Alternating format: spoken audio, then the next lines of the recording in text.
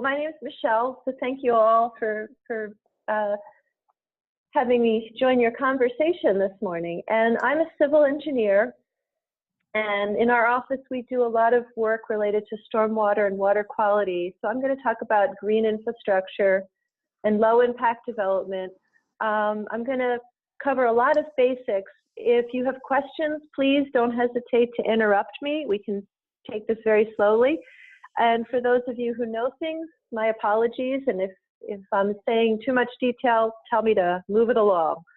So you won't hurt my feelings. So I'm sure a lot of you are familiar with this EPA diagram that sort of explains the heart of the problem when we talk about stormwater and we talk about flooding and we talk about water quality. All of those water problems are related to how we've changed the landscape. What happens on the land has everything to do with the water. And no matter where you are in the country, whether you're in the deserts of San Diego or Nevada or on the East Coast where there's lots of rain and trees, when we've changed the landscape, we've altered the cycle. And so when it rains, wherever you are, the landscape is very good at absorbing that water. And if you get a lot of rainfall, like we do on the East Coast, you will grow things like trees and vegetation that put that rainfall back up in the atmosphere. Half or close to half of the rainfall goes back up. And the rest of the rainfall will soak into the ground to become the groundwater that feeds our wells. And this is the groundwater that keeps streams running when it hasn't rained in a couple of days, if you have streams that run year round. And very little water runs off. So you won't hear that term of runoff in a natural system because there's very little runoff, and it only runs off when we get really big storms. All those little storms are absorbed by the landscape. When we change that landscape, we create all these paved or impervious surfaces. I'm sure you've heard about impervious surfaces. So all the rainfall that we still get now hits those surfaces and runs off. So what is a resource of rainfall becomes runoff in the built environment. And that's the heart of water quality problems, is all the small storms convey pollutants into our waterways. It's the heart of flooding problems when we've paved more surfaces and we're sending more water downstream and our streams aren't big enough or our pipes aren't big enough to handle all this water. So where does all this urban runoff go? Into our streams and rivers. And that's the heart of the problem. And so the idea behind green infrastructure or low impact development, you'll hear both of these terms, is to keep that rainfall close to where it falls and find ways when we build to hold and absorb that water in vegetation and soils, especially in small rainfall events, to hold that water so it doesn't go downstream. We're really talking about landscapes try to mimic nature, even though they may be very built environments. And this quote from the National Home Builders Association is one that I like because it's a really good definition. And the home builders aren't usually the folks that are thought of as being very environmentally aware, but this is a great definition. Any questions at this point? Anybody have any comments? This is all stuff everybody's familiar with. Okay, we'll keep going. Oh, so when you talk about, oh, go ahead. Suzanne was saying something, but I think you were muted, Suzanne. We can't hear you. Oh, How's that? That better? Oh, you can hear you now. yeah. Is that better? I just have a quick question. I won't waste your time. No. Impervious asphalt. What are your thoughts on that? Does it work? Is it helpful? Oh, pervious asphalt? That's a great lead-in. You got my message. That's perfect. You set me up for the next slide. Thank you. Oh, good. Never mind then. Wonderful. So, pervious asphalt, pervious paving, pervious concrete. One of the more popular ways to do green infrastructure or low impact development. And so the question is, what is it? And this little diagram shows it. What it is a system of asphalt that water can go through, or concrete, or pavers. And when the water goes through the pavement, it has to have a place to go. So underneath it is usually a stone bed, and I'll show you a picture of what that stone looks like. This system can hold the water and let the water slowly soak into the ground. And when you have big storms, you can also store a lot of water in here, so you slow the flooding downstream.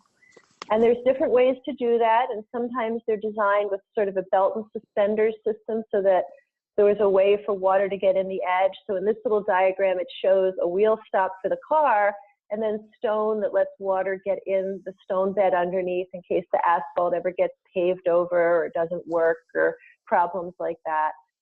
So I think here's a picture showing what the stone looks like underneath. So it's usually a clean washed stone that has a lot of open spaces, a lot of void space. So you can hold about 40 to 45% of the volume of stone is open spaces to hold water. So you can hold a lot of water in stone like this. And the nice thing about stone like this is it's like a railroad ballast that a train would run on.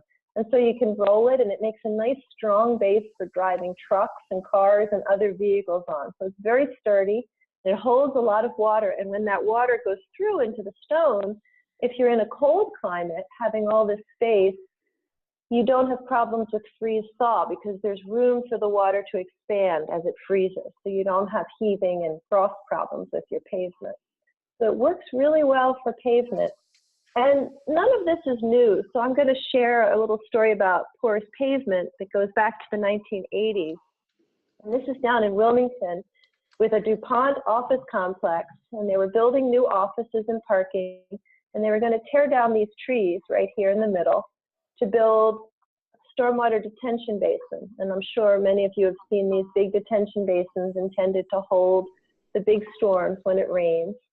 And in this design, the designers said, let's not tear down the trees because trees are wonderful ways to hold water on their own. Trees are part of the solution. We should leave the trees and make them a nice place for people to walk through. And we'll take all the runoff from our parking and our building, and we'll put it underneath our parking lot in that stone bed that I showed you with porous asphalt, in this case, on top. And we can even take water from the roof and the landscape and bring it into that stone bed. So now we start to hold the water in a component that's part of the built environment. Our parking lot becomes a stormwater system. And that idea is really the heart of green infrastructure, integrating the water into your built environment. This is an old scratchy photo of when that system was built, showing the pipes that could bring water in. This is before they built the stone. DuPont really liked this one because when they figured out that they manufactured both the pipe and the geotechnical fabric, they especially liked it. And here's a picture of it in Hurricane Gloria back in the 1980s. And you can see, this is an old picture, but this is the porous asphalt. So the water's going through into that stone bed. And this is standard asphalt. The water's running onto the porous, but the water's all sheeting on the standard. So that's the concept of porous pavement. And this can be applied.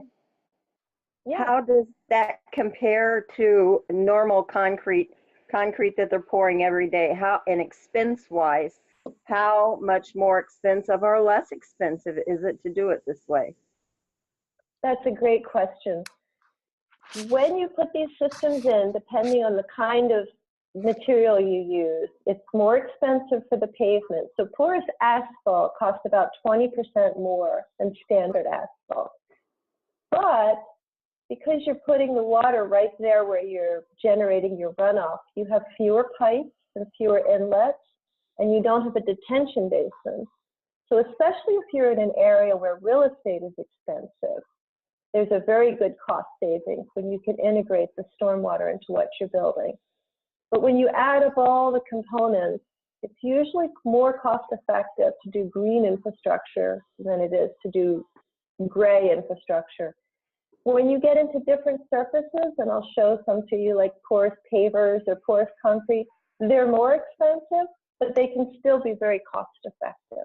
Michelle, can you just briefly describe what grey infrastructure is, just in case it's... Yes, thank you. Let me go back a couple slides. So this idea of piping your water away, putting storm inlets in and taking it to like a detention basin or a retention basin, That's gray infrastructure. When you have pipes and inlets and conveyance systems and you take your water to a big flood control structure, which is only meant to take those big storm events and hold them and slow them down.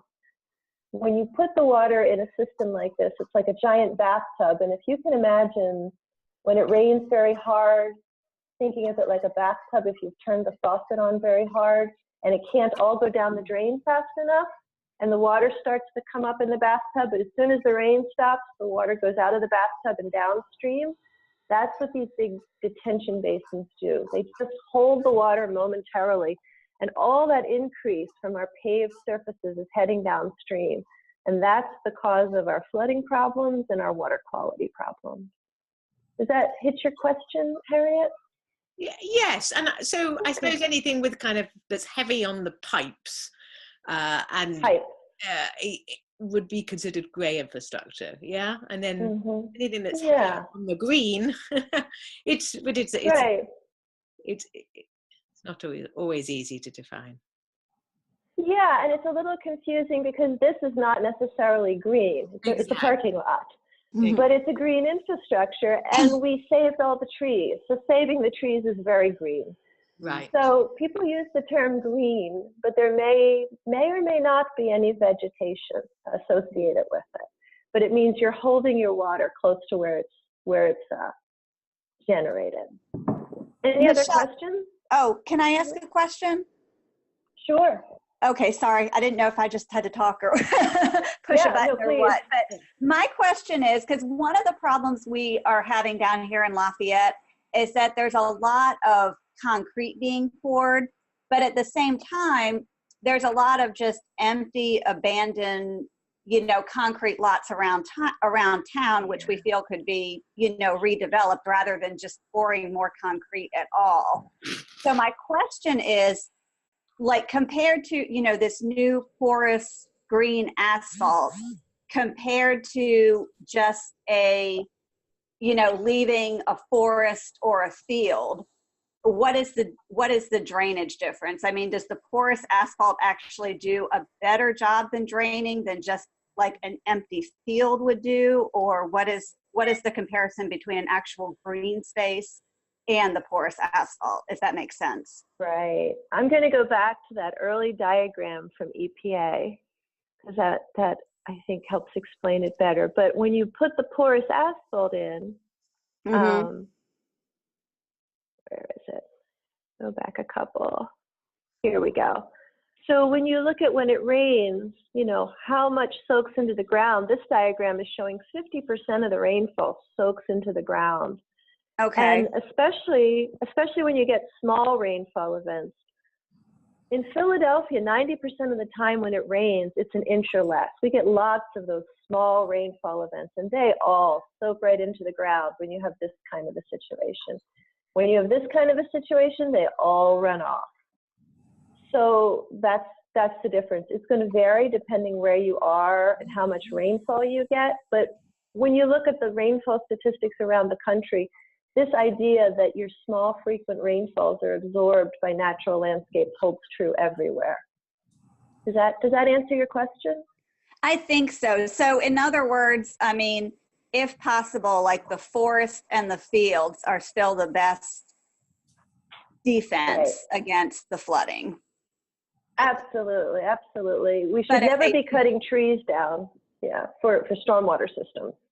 Right, but I mean, if they do have to develop, or if they do have to pour concrete, then the porous concrete is better, but the field and the forest and everything else is still your best cover or best defense. That's still your best, but obviously everything can't be forest and field. We have to have our urbanized areas. So the porous pavement, what that does is it holds the water, it soaks it all in. So it puts more water into the ground than, say, a forest would with the evaporation. But I've always looked at it as there's so much pavement. If we put a little extra in one spot, that's a good thing. We're just making up for past sins, sort of, because there's so much paving everywhere. We could use more infiltration. Some of the greener systems I'll show you do more for evaporation. Okay. Melanie, in your situation, the scenario you gave, the best of all would be to leave the forest and redevelop the empty lots. And as they redeveloped, change some of that asphalt into porous. Mm-hmm. Mm-hmm. Yes. Then you get everything. Best option. Right. Exactly. Best option. Yeah. May I ask a question? Please. I'm in Midlothian, Illinois. Our village recently acquired a abandoned property. The home was demolished, and we are going to be we're going to pave it into a small village municipal parking lot. And we recently received a grant from MWRD, which is Metropolitan Water Reclamation District. We received a grant that's going to help us pay for this parking lot. The question is, you had discussed porous asphalt. There's porous asphalt and porous concrete. We were going to choose one. However, we have since learned that the technicality of these two materials is that one of these porous materials is extremely, extremely costly to maintain. And to the point where you almost need to the village would need to purchase special equipment or special snow plow blades to be able to snow plow it, because we are in the Midwest, so we are going to, suffer from snow and ice and that type of thing. And we also are going to have to use salt, when the weather is very cold and snowy and icy. So what is your thought on either of these two types of materials? Well, a couple things. The first thing you asked about, I think, was maintenance. And these systems do need to be vacuumed. Mm-hmm. We've always told people not to vacuum them twice a year. Like so many maintenance things, people don't always listen. One of the earliest systems that I was involved with was built in 1986, and without any vacuuming, it lasted until 2 years ago. They repaved it. So that's a really good long run for these systems. The University of New Hampshire has been studying the importance of vacuuming, and they've said you should vacuum them, but even if you don't, they tend to keep working. The water still goes through, not as fast, but it still goes through. In terms of equipment, people like to talk about the need to buy expensive equipment, but you can usually hire someone. There are local firms everywhere in the country that make their living with vacuum trucks that come in and vacuum shopping center parking lots, office parking lots. They do standard vacuuming for facilities that like to look nice. So you can hire someone to come in and sweep and vacuum your porous parking lot instead of buying equipment of your own. What exactly are they vacuuming out? What exactly are they vacuuming? What's coming? What's the vacuum?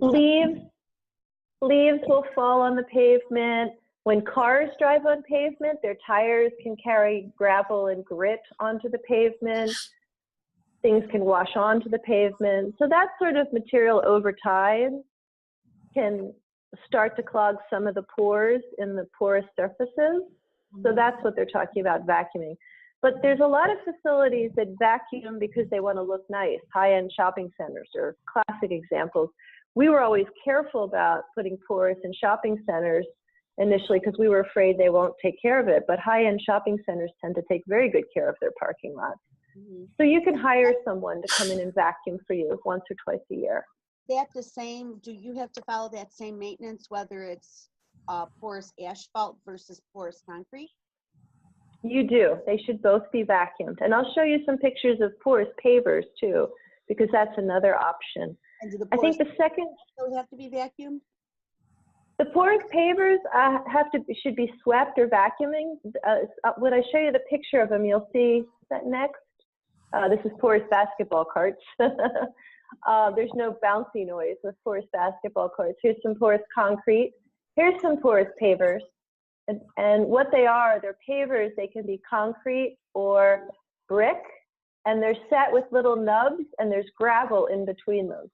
So water goes between the pavers, whether they're brick or concrete or different variations, and there's the same stone bed under the porous pavers. What happens with these is if you put them in areas where people smoke a lot of cigarettes, cigarette butts tend to get stuck in there. They have to be swept out with a broom. So that's the biggest complaint I've heard about pavers like this, if it's a place where people smoke a lot. Now, I know that the village owns a street sweeping truck. So if we had a street sweeping truck and it was just a matter of the small parking lot, because remember, the small parking lot's going to be the size of a residential lot, but only going to be about 67,000 square feet. So we had a small street sweeping truck already owned by the village. Could that street sweeping truck be used to sweep it twice a year and that's it? It could come in with a street sweeping truck. There might be someone locally who has a street vacuum. Vacuum actually works better, but either will clean it up. Okay. So, yeah. So I think you also asked about snow and plowing and special equipment for plowing. Yes. Most of the manufacturers of these systems recommend that you just set your plow blade an inch higher than you would normally, so you don't catch the bricks. The same thing for the porous asphalt and concrete. They can all be plowed. What tends to happen on these systems is because they have stone underneath them and air that holds the heat. When you get snow, it tends to melt faster on these systems than it does on standard pavement, so you don't get the black ice, and you usually don't have to plow as much. But in a good snowstorm in some place like Chicago, you will need to plow.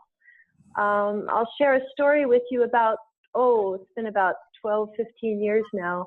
The Ford Motor facility up in Dearborn, Michigan was greening their manufacturing plant, and they put in a porous asphalt parking lot that they put the Mustangs on. That was where that earlier image actually came from that I showed earlier. And what they found the first year is because the stone held the heat, when it snowed, it would melt and go through, and they didn't have to plow their parking lot as often, which meant that they didn't have to close the assembly line to plow the parking lot and slow down the movement of cars off the assembly line. That led to the decision to build a much larger porous parking lot for the F-150 trucks. While they talk about the environmental benefits, for Ford, they found financial benefits in less plowing. So when people tell you that you can't build porous parking lots in snowy climates, that's not true. There's many built in a variety of cold weather climates that have done quite well. Can I ask a quick question before you move on about the pervious asphalt? Are you familiar with Ocean City down here, my little island? Oh, very well. Yes, it's a wonderful place.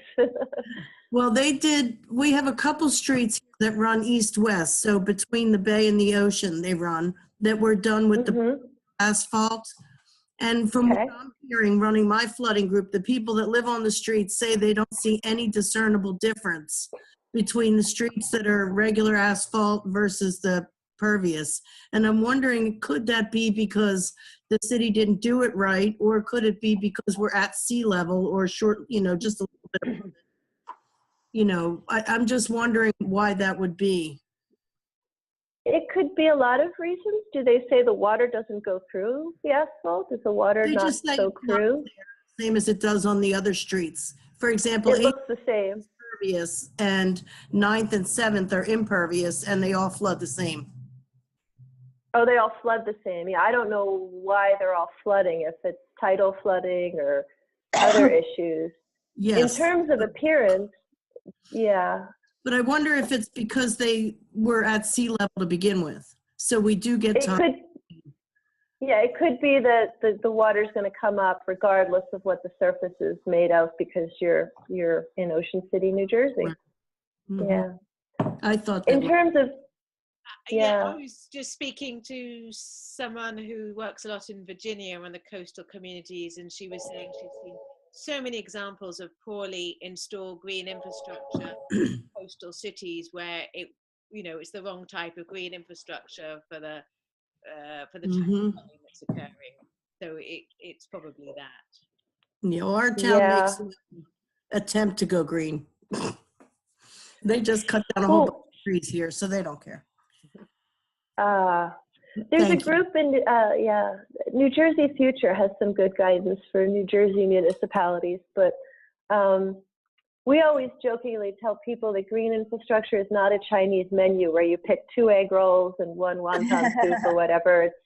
You have to think about what you're building and where you are, and who's going to take care of it, and your specific site site conditions in making good decisions about the right green infrastructure for any given site or project.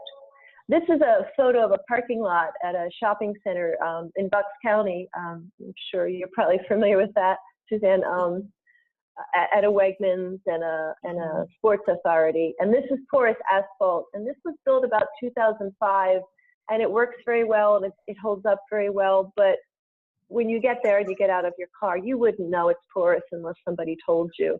Mm-hmm. I have pictures of this in the rain that I didn't show here, where it looks different because the water's going through it. There's no puddles, but to get out of your car and see it, people wouldn't normally notice that it's porous. This one is down the shore. This is an old one. This is McDonald's in Atlantic City, and they use porous asphalt in the parking spaces and standard asphalt in the drive aisle. And there's a stone bed underneath the whole system, under the porous and the standard. So you can put that same stone bed for your stormwater under regular asphalt if you have a way for water to get in there. But I always like this photo because it's a scratchy photo of an ugly day in November at McDonald's in Atlantic City. But if McDonald's can do it, nobody's got an excuse, right? Mm-hmm. So there's other ways too. Any other questions about porous pavements before I talk about some other techniques? Can you send these to us by email, or I'm recording it, but I'd like to be able to show my group some of these pictures. I will send it to Harriet. Yeah, and she can distribute it to you all. Yeah. Yeah, because I'd like the whole thing by email too, just so I could study it more. Yeah. Yes, please. Me too. Absolutely. Mm-hmm. Okay. So I'll send it to you, Harriet. Okay. Yeah. Yeah. So other things, you've probably heard of these different things. I'm sure rain gardens. Another name for rain gardens is bioretention when they're large systems. So sometimes you'll hear engineers or planners use this term bioretention. It's really a large rain garden. Planter boxes, cisterns, green roofs. So we'll talk about some of these things. So I'll explain what some of these are in the context of a project. This is a library that's in the city of Wilmington, Delaware, and it used to be an old Department of Motor Vehicle site that had a lot of pavement, and they built a new library and new parking lots. And so the parking lots are porous asphalt, but they also used a number of these other systems. So let me share those with you. So here's the parking lots in porous asphalt, and they plant it with native species. And what's nice about using green infrastructure is it puts the water back in the ground. So you can see how big these trees got. This parking lot's about 10 years old now, and this photo is about 3 or 4 years old. So many times you see parking lots with these sad little trees that never seem to get any bigger in the parking lot because they don't have water and they don't have soil. But when you have enough water and you give them soil, your trees in your parking lots can grow very nicely. So that's another benefit of the green infrastructure. This site also has rain gardens. And the idea with a rain garden is you have a little depression in the landscape, and you plant it, and you bring the water in. So this is a pipe showing water coming into the rain garden, and that water soaks in, and you might have a nice planting soil that's very absorbent for water. It has a lot of sand. You might have a sand bed or a gravel bed under that. So you hold water, and it soaks in, or the water goes back up into the atmosphere. If you remember that EPA diagram that shows how much vegetation puts water back up in the atmosphere, that can happen here. But when you have bigger storms and this fills up, the water level gets to a certain level, it has a place to go. So there might be a structure, like an inlet or a structure, a gray infrastructure component, that takes that water off to a storm drainage system. So you capture all those small storms, but you always have a way for your big storms to go somewhere safely so you don't have localized flooding. Because people often worry if you create these little depressions, you're going to have flooding. So you always want to make sure you have a way for big storms to go somewhere, but you're capturing the little storms. Any questions about this diagram? Pretty straightforward.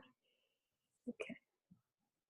So here's some photos showing how at this library, they put rain gardens in. And what they did is there's downspouts coming off of the roof of the new library, and they come under the sidewalk into this little planting bed. And so it was built in 2006.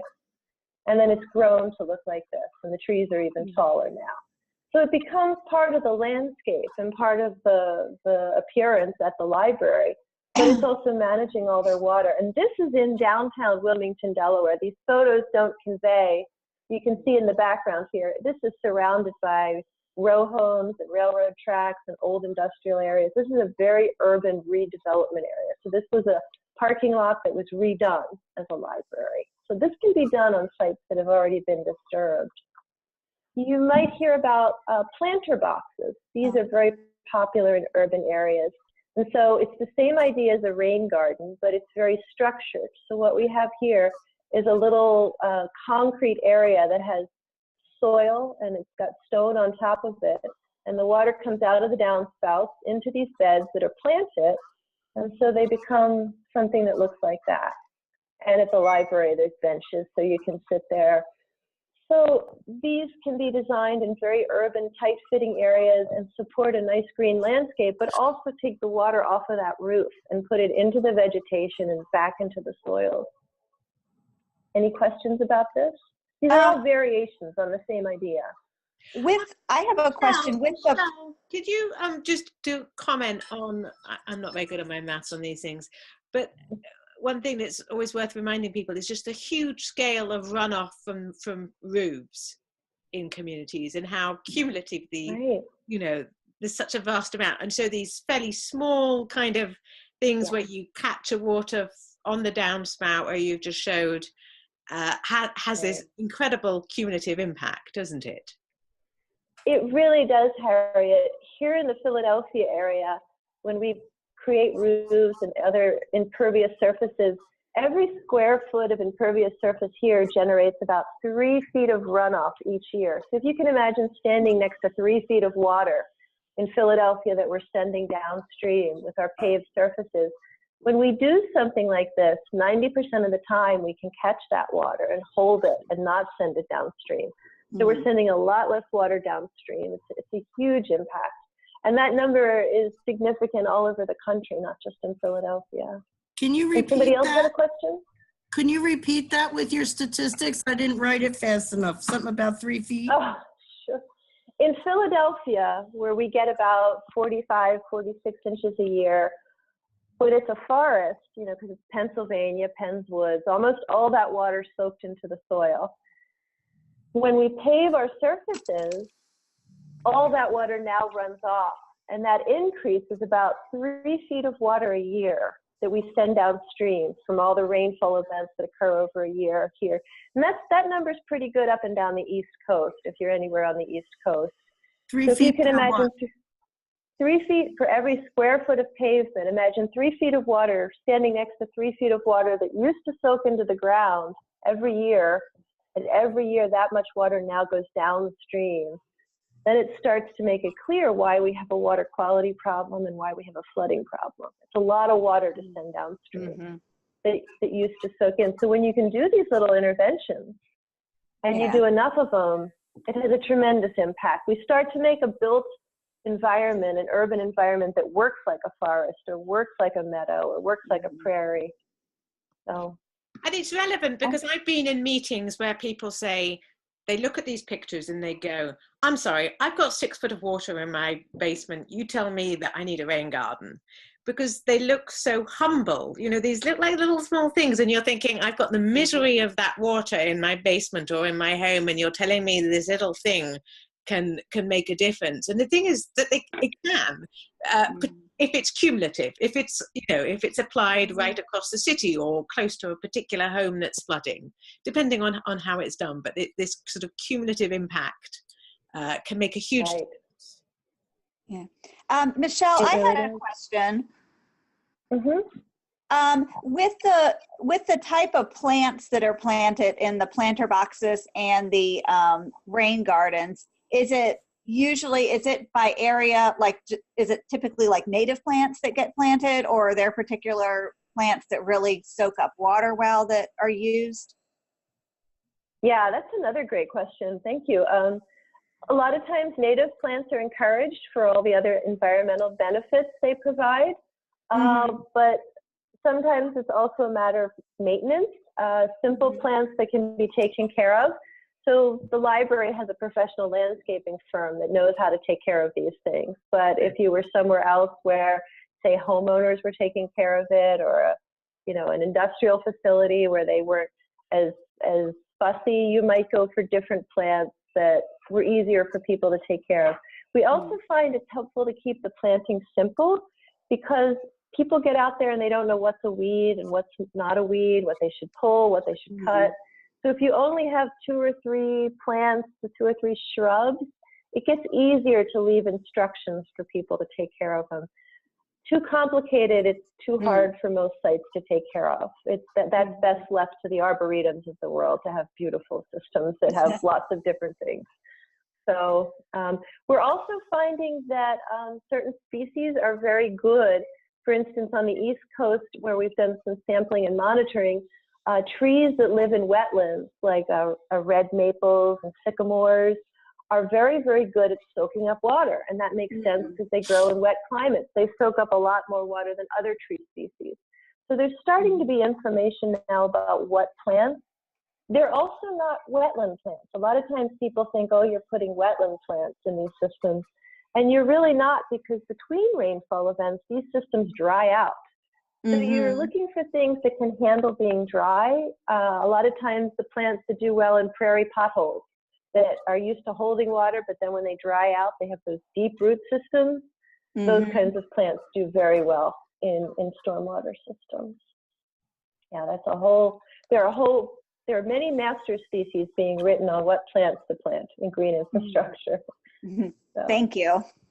Kathy, yeah, any other questions? Oh, if I could just offer a little firsthand experience with regards to rain garden. Our village was fortunate enough to get a grant to install a rain garden. And because we were working with limited funds, the decision was to, and this is a huge rain garden, it's about 5,000 square feet. Most of the garden was planted with seed, and it was mostly seed and less plugs of, already existing, plant material. And the problem with the seeds is that as it grows, it looks like a weed patch. And it takes probably 18 months to 2 years, depending on the time of year you install it, before it finally starts to look like any type of a rain garden. So we keep reminding our residents that this is a prairie style rain garden, what you would see out in nature, out in the woods, out in your local forest preserves. It's not a botanic garden type of a rain garden. People were expecting to see big, beautiful, colorful plumes of gorgeous flowers, and that's not what they were seeing. And so because this was such a huge rain garden and it took so long to plant itself, we're finally starting to see the benefit of it, or rather our residents are. We've always known what the benefit was going to be, and we always knew what it was going to look like. It's a matter of educating the public as to what it's supposed to look like and what it's supposed to do. And because it's so large, and for the first 2 or 3 years you install this type of a rain garden, you do need to have some professionals come and help you maintain it, because I couldn't tell you the difference between a weed or a plant, except that when I see the clover bloom, I think it's beautiful, but too much clover in a rain garden is not necessarily a good thing, because I think really that's a weed. It's not really a plant that should be there. So anyways, rain gardens are wonderful, and they do definitely serve a purpose. Just be careful that if you're going to do a rain garden with seed, it definitely needs to be maintained, and it's very labor intensive. I'm not against it. You just have to be very careful with it. So as the village of Midlothian moves forward to install more green infrastructure, we realize that in some aspects we're going to have to make sure that we spend a little bit more money to put more plugs in versus seed, and we're also going to have to pay someone to maintain it, because I can also assure you our public works employees don't know the difference between a weed and a plant either. Oh. Yeah. Kathy, thank you. That's a great story. Yeah. You talked about trees with deep roots. How does it keep from cracking the foundation of the home? Or the library. It's just right there. I realize it is. Yeah, well, at the library here, where we have the shrubs right next to the library, they don't get very deep rooted. These don't have big, powerful roots. The trees are planted a little further away. And what we find with the trees is if they have a place to go with soil and water, they're going to go to that direction, not up against the concrete and the brick. So they're going to follow the water and the soil. So you can design with intent of where your tree roots will go. And what kind of trees you plant and what kind of roots you send out. Are they going to have a long taproot? Are they going to spread? But Kathy, your comment about maintenance was so helpful because every green infrastructure project needs a maintenance plan. And you need to plan for those next 3 years when it's establishing, and you need to plan for long-term care and maintenance. Nothing is maintenance free, especially green infrastructure. And I think sometimes people think because it's natural, they'll be able to walk away, and it's still infrastructure. It still needs maintenance. That's a great story, so thank you for sharing it. Welcome. Yeah. Go to the next one. Other things that you can do, you can hold your water in tanks or cisterns and reuse it. For this particular library, they decided to have an artist build some tanks that look like children's blocks for outside the children's library. And the roof water comes into these tanks, and then it's used to water the gardens and used when the kids are working in different gardens and this, need water when they're doing things outside. So holding water to use it is always an option. It's always good when you have a lot of water to use. Places where using water is part of green infrastructure is usually most effective when you have a lot of water use. So for instance, we just did a bus wash facility for SEPTA, which is the Southeastern PA Transportation Authority. They wash their buses every day, 365 days a year. So by collecting the water off of the roof of the bus facility, they can save 1 million gallons a year in potable water and manage their stormwater at the same time by holding their water and reusing it. Flushing toilets, washing buses, irrigating landscapes, those are all good uses of water when you're using cisterns as part of green infrastructure. And I just showed this particular library has some signage and some playfulness. But signage, when you put different green infrastructure systems up, sometimes people won't know anything's going on, and you'll want the sign so they're aware of it. Sometimes you'll want to explain why the landscape is different or why the pavement looks different or what's going on. But the signage for public education is really important with your green infrastructure installations. Let me go to the next one. And then green roofs. Are folks familiar with green roofs, I would think? Chicago especially is a famous green roof. Yeah. Familiar. So if you remember that idea from EPA of how the water soaks and the vegetation puts the water back up in the atmosphere, that's the idea of a green roof. So it's a couple inches or maybe a couple feet of growing media. This is not soil, so this is not heavy. This tends to be sand and expanded shale, like volcanic material, very porous, very light. So plants can grow in it, but it doesn't have a lot of weight itself until it's full of water. So when it rains, water is held in this growing media. Below it is a system that includes, a system that might allow drainage to occur, something to keep the water from going to the roof. You might have something to keep the roots from going through the roof, insulation, etc. So green roofs tend to be these multiple layered systems that have this growing media on top. It may be 3 or 4 inches if you're growing things like sedums and grasses, if you're having sort of a naturalized look on your green roof. But there are green roofs that are also public spaces that have lawn and trees and plants, and they might be a couple feet of growing media. So I'll show you some examples. So these are some examples of pictures I took in Germany a few years ago before green roofs were quite as popular in the US. And this shows an office complex in Stuttgart where on all of their roof systems on the top, they have these simple green roofs that are sedums and simple grasses, because no one's really looking at these green roofs. They're not highly visible. But where you're looking out a window and you want to see the green roof, you might have a more elaborate planting. You can have trees. There's a parking garage underneath this green roof. They also have a cistern that they collect the water for this green roof.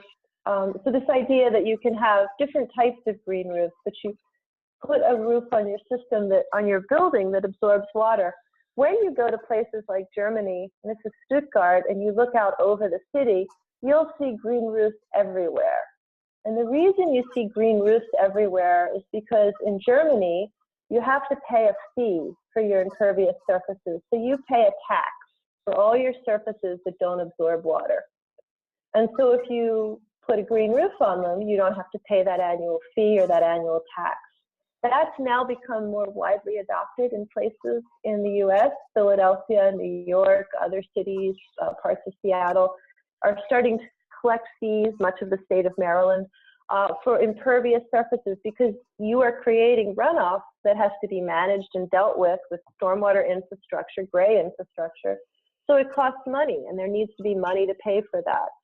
So when you have a surface that absorbs water, you can get a break on that fee. So changing your regulations and your local requirements and your stormwater fees is probably the most effective way to have wider green infrastructure in your community. There will never be enough grants or enough public funds to just pay for everything to be transformed into green infrastructure. So changing regulations is very important for green infrastructure. Here in Philadelphia, there's a stormwater fee, but if you put these green roofs or other systems in, you don't have to pay that fee. And they also have a second requirement that whenever you're building a new building, you have to manage all the stormwater from your new surface. So if you have a parking lot and you're putting in a new parking lot, you're going to want to make it porous pavement to avoid those requirements and avoid the fees. So it's been very, very effective in Philadelphia by changing the regulation. Any questions or comments? Is there any reason that this couldn't be done in the South, or is it being done in the South? It is being done in the South. There are sometimes requirements in the South because it gets so hot with the green roofs to have available irrigation. They might dry out in some locations. Mm-hmm. So sometimes you need to actively irrigate through dry climate at times. In the west of the country as well, where we have dry seasons all through the summer. Mm-hmm. Depending on the type of green roof, you might need to irrigate it. Some green roofs can be designed with sedums that completely dry out and desiccate and can survive being dry all summer, and then the rain comes back. But if you want them to be fancier looking, you're going to need to irrigate them. But they can be done in all kinds of climates. So excuse me, I'm sorry. In areas that suffer in times of drought, we have, here in Nevada, we have such extreme weather, in the summer we have so much hard freezing, and I'm sorry, in the winter so much hard freezing, and then summertime we have these droughts with these dry sandstorms. That doesn't seem like it would be very feasible for my area. Is that right? Or am I? Well, you would need to evaluate your specific climate and your specific rainfall patterns in your building. And although I do know that the Mormons in Utah have built one of the largest green roofs on one of their facilities in Utah. So it may be a similar climate to what you're experiencing. But that's an important point because, like I said, it's not a Chinese menu. You're going to want to pick the right green infrastructure technique for your site and your location, wherever you are. Okay. I know that Phoenix, Arizona has a lot of green infrastructure. So there are certainly cities that get extremely hot that do a lot of green infrastructure. And I found it, I suppose, particularly important because there isn't, the rain is limited. So making sure that you capture that rain as it falls is particularly important. Mm-hmm. Yeah.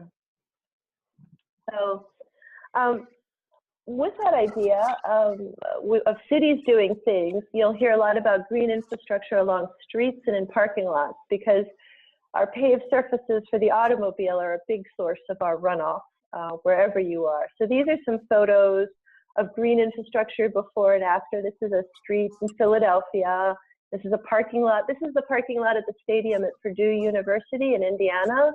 And this is another street in Philadelphia. And all of these had green infrastructure applied to, yeah, so it makes a big difference aesthetically. So this one at Purdue is interesting because they also took the opportunity to put in sidewalks and facilities for people when they're tailgating, and make it a better experience for people.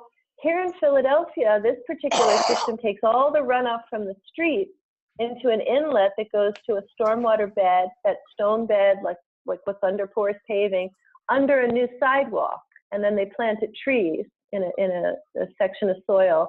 So the stormwater goes in and it soaks into the ground, it waters the trees. So it was a combination of improving a neighborhood sidewalk, providing urban trees for cooling and neighborhood improvement, while also managing all the water off of the street and the sidewalk. And so they combine that neighborhood improvement with the stormwater management. And these kinds of systems are helping the city meet their EPA permit requirements. So this is part of a municipal city program. The same for this system over here, which is a planter box, which takes the water off the street into these planter boxes that soak water, hold it, put it back in the atmosphere. And in the very big storms, water still goes down the curb and into the inlet. So you don't have localized flooding, but all those small storm events come into these systems and fill them up. So streetscapes are a great opportunity for local government to implement green infrastructure for a variety of reasons, including stormwater. So any questions with any of these? Pretty straight. Okay. Another opportunity that's popular in many areas is schoolyards. You know, we have lots of paved schoolyards that can be transformed. This is a schoolyard that has porous rubber pavement here. So the schoolyard drains to this lower corner, and this is porous rubber with stone under it so the water soaks in, and this is a series of rain gardens. And this was a great project because the students were involved in helping to design it. And the students play on the schoolyard very actively, and we were worried about the plants getting trampled by the balls. And there was a little sixth grader, David, who said, you know, if we had a cool climbing structure with a net that we could climb on that would stop the ball, maybe that would work. And we said, kids, you're hired, because that works perfectly. And on this project, we also had the sixth graders be in charge of the trees because they needed to be watered to be established. So each sixth grader got a bucket, and they hammered 4 little holes in the bottom, and once a week they filled up the bucket so their tree would get established. And even in Philadelphia, nobody steals buckets with holes in them. So the schoolyard, oops, I went backwards. The schoolyards are a great place to implement greening projects, and this is what it looked like once it grew in, and the trees are much bigger now. Sidewalks, as I mentioned and showed in the earlier photos, so this is a before and after showing a sidewalk that was in disrepair, that has a stormwater system under it, and it takes the water from the street into the sidewalk, and new trees were planted. And so after, it looks like this. So it becomes a stormwater system, but it's also a neighborhood improvement. Traffic improvements are always good opportunities for green infrastructure. This is a series of intersections in a very busy area in Philadelphia that the local Department of Transportation was taking this lane out. So that became an opportunity for a rain garden that could get water from the street and also green the neighborhood and have a new sidewalk. And so it looked like this before. This was actually a gentleman's club, a dance club. This is a very shaky neighborhood. This is the Purple Orchid Dance Club, yeah. Oh. And here it is afterwards. This is no longer a gentleman's club. And here's the transformation to the community. And up the street from this, at an industrial site at the Sunoco refinery, the entrance was redone to capture all the water from the street and also green the community. So these are just some examples of municipal implementation of these ideas. Wow. Any other questions? Yeah, that's the idea. Wow, in the community. I'm just thinking, oh, we could do this here if I could get my city's attention. Yeah. That would work. Okay. Because I really want to study this, especially for me, because it's local. You know, I know where all these streets, you know, I could take this, Yeah. somebody here in the city will know right where that is, and I could say, we could do that here.